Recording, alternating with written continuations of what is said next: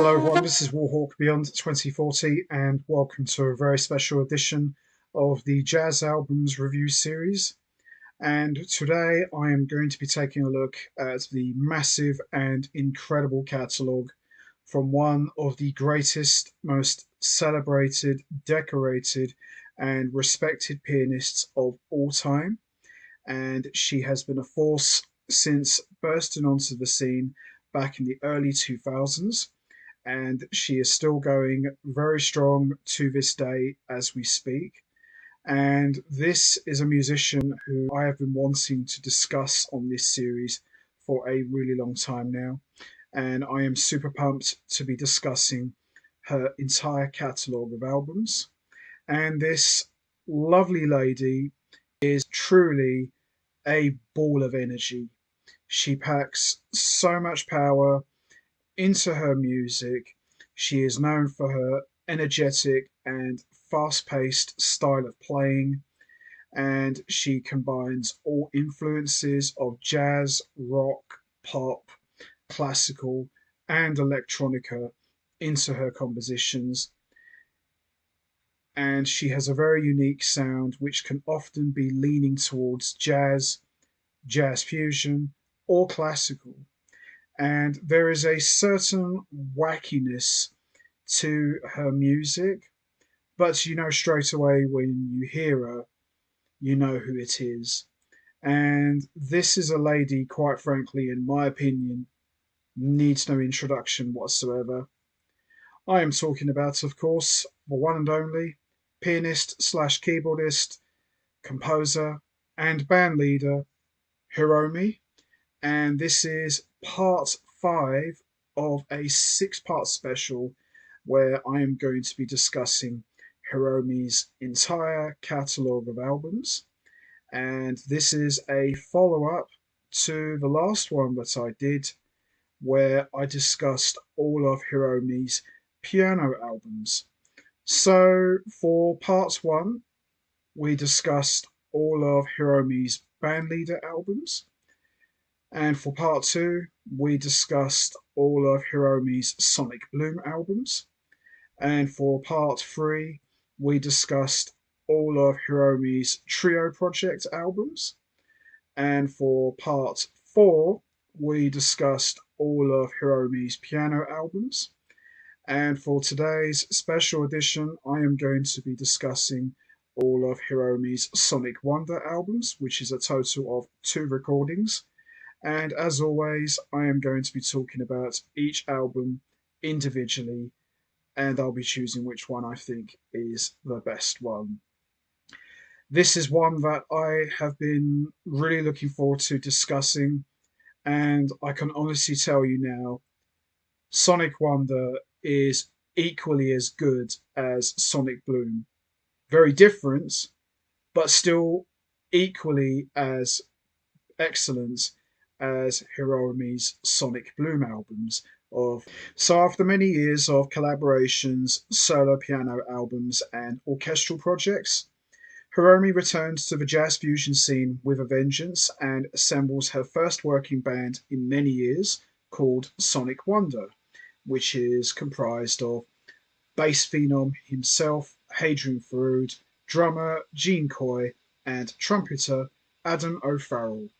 And this is the first Hiromi-led band to feature a horn instrument. Now, when it was announced that Hiromi's Sonicwonder was going to feature a horn, at first I was a little bit skeptical because we know that Hiromi is a very powerful and energetic player. And obviously, when I think of the trumpet, I think of a much more looser and unplugged environment. So I was very intrigued to see how the trumpet would work in Hiromi's compositions. And obviously, when you've got Hadrian Furud, who, for my money, is one of the top bass players on the planet, you know you've got a great album. There's no doubt about Hadrian Furud's bass playing and technique. He's an absolute monster musician. Gene Coy, not a musician I know too much about, but he's an exceptional drummer, and I know he's going to fit in very nicely in Hiromi's new band. He's no Simon Phillips, but then again, who is? But he's an exceptional player, and he adds just enough muscle and meat to beef up Hiromi's band. But the trumpet was definitely the wild card in this band, and Adam O'Farrell adds a certain kind of sound that kind of reminds me of what Kung Fu did with the Pat Metheny group many years ago. He adds a lot of textures, a lot of soundscapes, and a lot of color, where at times the trumpet can be a lead instrument, but also kind of works like a synthesizer in a way. There's an amplified kind of sound to the trumpet, and it works really well. So I trust Hiromi. I know she knows what she's doing. Obviously, you do hope for the best that a trumpet in Hiromi's band, can this work? Hiromi has always been known for taking risks and trying out new things. So when I first heard Sonicwonder with a trumpet player, I thought, okay, we're in good hands. She knows what she's doing. I trust her. So there was never any doubts, but sometimes you can wonder these things can go the other way. But Sonicwonder, a very super talented and exceptional band. I've had the great privilege of seeing Hiromi's Sonicwonder. They were absolutely incredible and nothing but an absolute masterclass with four outstanding musicians at the top of their game. And Hiromi was, of course, the star of the gig, which goes without saying. But I felt that the one who really stole the show was, of course, Hadrian Farud. His bass playing was monstrous, muscular, huge. He was definitely the secret weapon for this band. He was just all over the music, and he definitely had a dominating and commanding presence. And as I said, Sonicwonder, I look at it as kind of like the successor and continuation of Hiromi's Sonicbloom of many years ago, but obviously very different, of course. So instead of having a guitar, we've got a trumpet, and I like it. It's unusual, it's different, but it works very nicely. And a lot of the influences in Sonicwonder's music is, of course, jazz, rock, classical, and fusion as well. But it's got its own sound, its own beast, and there is a certain wackiness once again in the music.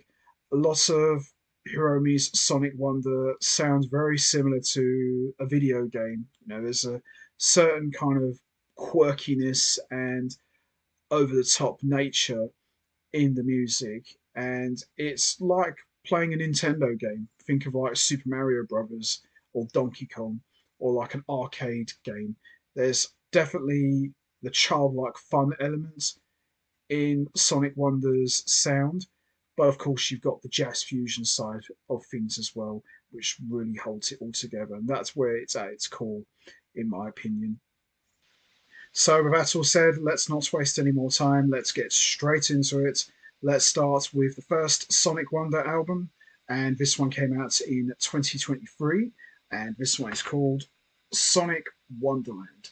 So, Sonic Wonderland is the first album from Hiromi's Sonicwonder, and it's everything you would expect from a Hiromi album: wacky, fast paced, energetic, powerful, out there, you name it. This album has got everything and more. All four musicians are on top form. Hiromi is just all over this album on piano and keyboards. Hadrian Fruit's bass is huge. He's got a massive presence. Gene Coy's drumming is very muscular as well, and him and Fruit work really well as a rhythm section. And Edmar Farrell's trumpet is very playful, at times very laid back, but just works so well in this setting. And as I said before, At times, the music does sound like a computer game. You know, think of like Mario Brothers, and it's fun, it's quirky, but very enjoyable, and absolutely love this album. So we've got the first track, Wanted, which is excellent. Sonic Wonderland is brilliant.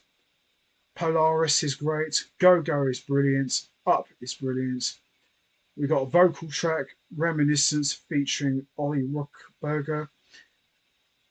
I could have done without this. I think this track was the weakest of the entire album. You know, I just felt it was unnecessary, and I really felt it had no place on this album. Nothing against him, but take that track away, the album is very strong. But one vocal track doesn't hurt it, but I could have done without it. And I saw him sit in with these guys live. Yeah, it was alright, but I could have done without it. But I tend to skip the vocal track for obvious reasons. Trial and Error is excellent. Utopia is brilliant, and Bonus Stage is excellent. So when you listen to the whole album, especially when you look at the tracks, it does kind of work like a video game in a way. And, you know, it works. It's not really a concept album in the traditional sense, but when you listen to how the music evolves as you go through the album, it does kind of feel like you're playing a video game at times. So it does kind of work. So the standout tracks for me are Sonic Wonderland, Go Go, Up, Utopia, and Bonus Stage. But top to bottom, a remarkably strong album and a great start for this brand new band led by one of the greatest musicians of today, the one and only, the lovely Hiromi. Just an outstanding album. All four musicians are on top form and they just bring their A game. And I wouldn't expect anything but the absolute best from a Hiromi led band. So there you have it. Sonic Wonderland, outstanding album and a great start for Hiromi's brand new working band. Love it. So we move on to the next Sonic Wonder album, and this one came out in 2025, and this one is called Out There. So this is the second album from Hiromi's Sonic Wonder, and as much as I enjoyed the first one, I kind of like the second one maybe just a little bit more. We have got one vocal track which features Michelle Willis, and it's forgivable. I could live with it, but it's not terrible.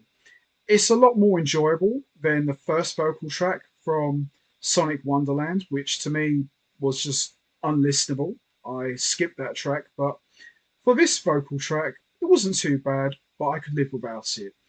Take that one vocal track away, you've got a really good album, but the one vocal track doesn't hurt this at all. All four musicians on top form. Hadrian Fruit's bass playing is all over this album. Gene Coy's drumming is excellent. Adam O'Farrell's trumpet is all over this album. And of course, Hiromi is just on top wacky form on piano and keyboards. But a very enjoyable album. Musically, very strong and equally as good as the first one. Absolutely loved it. Compositions are written and composed by Hiromi, with the exception of one track which featured lyrics by Michelle Willis. But an absolute amazing album. So we got the first track, XYZ, which is excellent. Yes, Ramen is brilliant. Pendulum, which features Michelle Willis, a decent vocal track, but could do without it. And then we've got the four-part suite Out There. So we've got part one, Taking Off, which is excellent. Part two, Strolling is brilliant. Part three, Orion is brilliant. And part four, The Quest is excellent. And then we got Pendulum, which is brilliant. And then we got the amazing closer, Balloon Pop, which is just outstanding. But top to bottom, a very enjoyable album and absolutely loved this one. I thought this album was really good.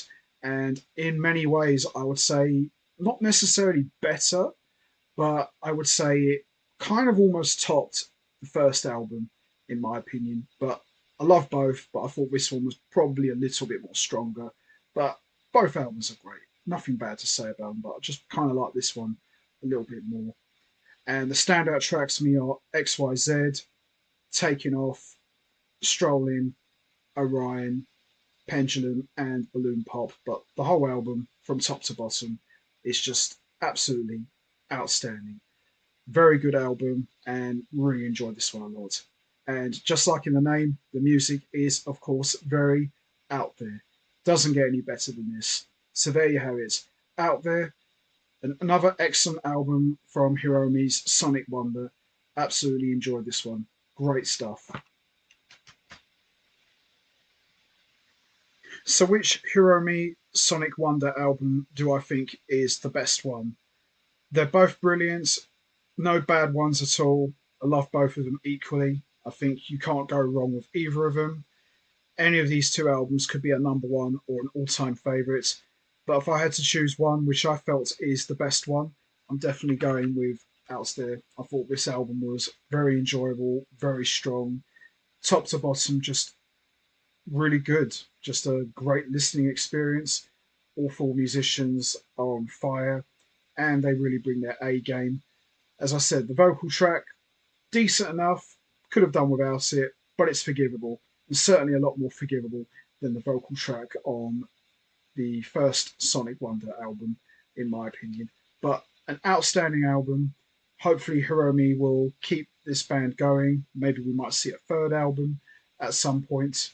You never know. But we've got two outstanding albums, and they're both great. But for me, Out There is the best one of the two, in my opinion. I just think it's absolutely brilliant. So there you have it. Out There, for my money, the best Hiromi Sonicwonder album. Absolutely brilliant. Love it. So that's going to be it from me. I'm going to wrap this up now. What's your favourite Hiromi Sonicwonder album? Is it Sonic Wonderland or Out There? There's no right or wrong answer. We all have our favourite albums. You know what to do, guys. Hit the like button, hit the subscribe button, leave your thoughts and comments down below, and I will see all of you next time for another edition of the Jazz Albums Review Series. And I will be back with the sixth and final part of this six-part special, where I am going to be discussing all of Hiromi's co-leader albums. So make sure you don't miss that. So until next time, take care, everybody, and stay safe. And once again, as always, much appreciated.